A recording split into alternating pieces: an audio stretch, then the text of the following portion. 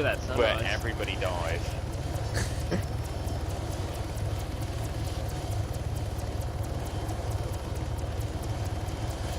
Someone dropped his rope. Oh boy. How do you walk again?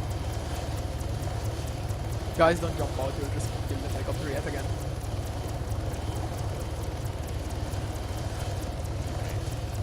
No, go, go, go. Perfect line. I know, right?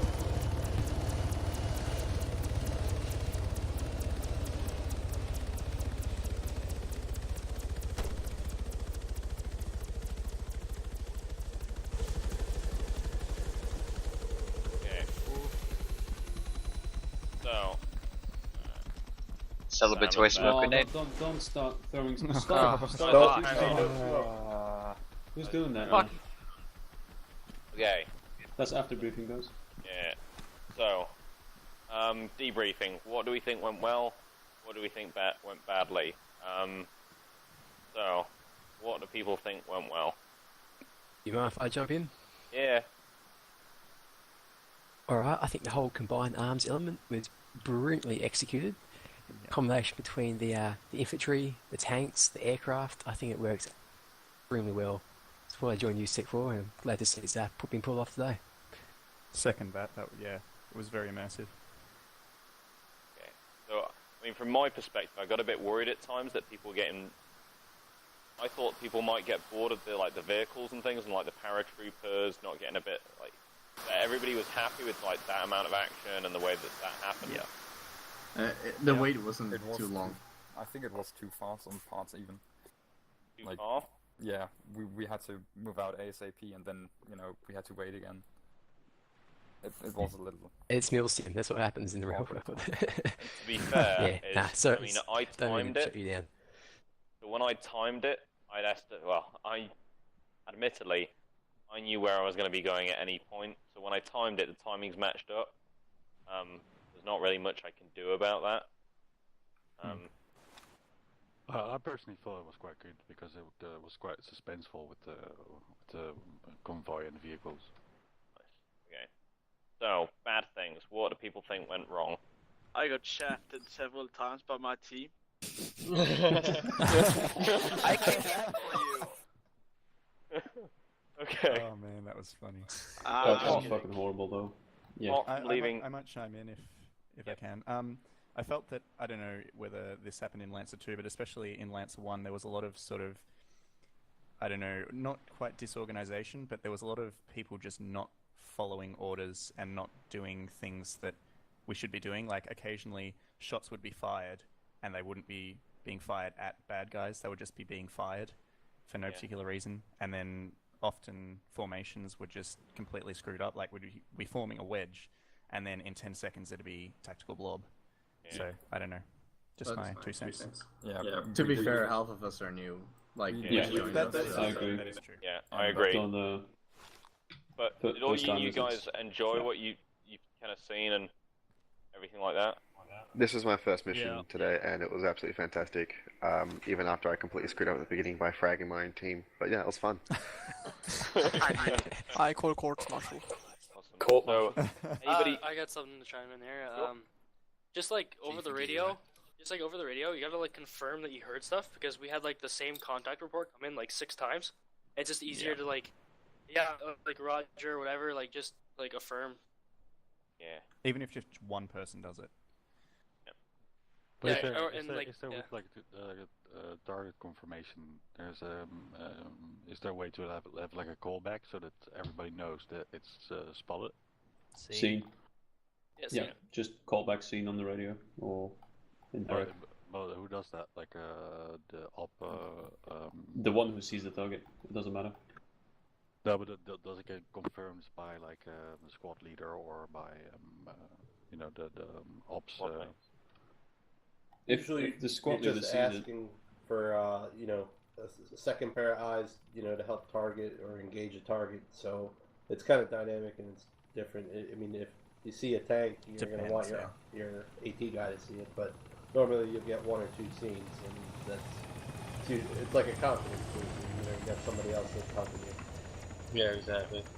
Yeah, because like, a couple times on the salt flats, there's like a patrol that kind of was out of the base, and we called the contact report into that like 6 times, but no one knew if we had it or not.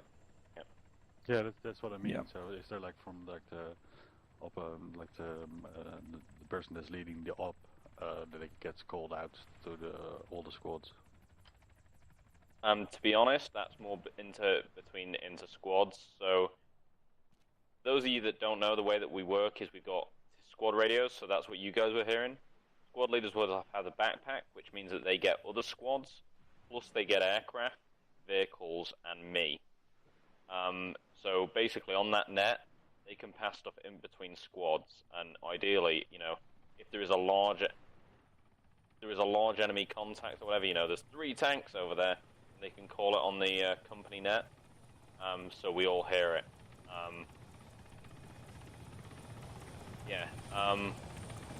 Anything else that anybody think went wrong, like mission-wise or objective-wise, or how can improve on the missions? I just thought the Ghost Hotel portion was a little strange, especially with Lancer 1 and Lancer 2 at opposing sides trying to clear it. Yeah. So I don't know what Lancer 1 ended up doing. We ended up swinging to the south, sort of clearing in, and then we got called to watch the pilot. So that it was kind of like a non-event when we got there. Yeah. There were a few contacts, but I mean, I know what you mean, but yeah, we There was a lull for about 30 minutes, yeah. by ourselves then. There's always something to work on, so no big deal. No, that's understandable. It seems like in all of those buildings next to it, they should have all spawned enemies, and they didn't. And I got a debug message saying that it didn't. And it was earlier, so I don't know why. But either way, we've moved on to the next. Yeah, for me personally, like the last assault, that was a bit messy. Yeah. Oh shit! Jesus! I remember cool guys. Matt, what did you do? I have such a nice view of that. Who the fuck was flying that? I wish I was recording that. No one was flying that. That was AI. I have it. No, 152, please. Steiner. Wait, that was Steiner? What? I literally just saw him come in and then reverse backwards, and I was like, oh boy, this is gonna get all of us. 152, Alright, please should we head control back your to the, people. Okay. So back to the debrief. He isn't even our people. Okay. So I will do the comm rep now. Again, this is probably the biggest amount of people we've had in a mission for a while. Congrats. I have one question. Yep. For the guys who were parachuting out after the car, how hard was it? Hang on, David. Wait. Sorry, go on, David. For the guys who were paradropping off of the C-17, how hard was it to follow the car down, or even just to locate it on the ground and meet up? Right away. Well, David, I jumped down with it and flew down with the car and parachute. It was very easy. So It took a while to come down, though. Yeah, that's the problem.